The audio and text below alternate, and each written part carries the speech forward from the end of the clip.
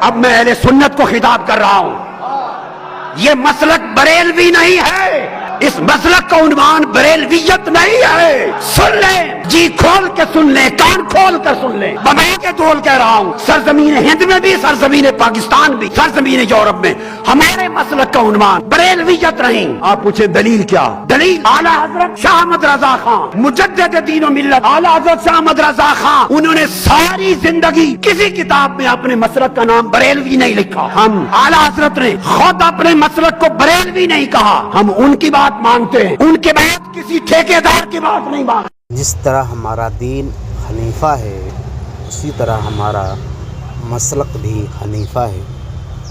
ہمارا دین اسلام ہے اور ہمارا مسلک اہل سنت و جماعت ہے۔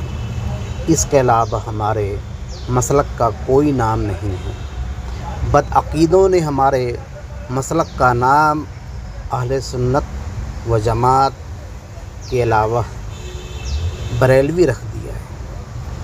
ہمارا مسلک صرف اہل سنت و جماعت ہے، بریلوی ہمارے مسلک کا نام نہیں ہے۔ اس لیے ہم خود کو صرف اہل سنت و جماعت کہیں۔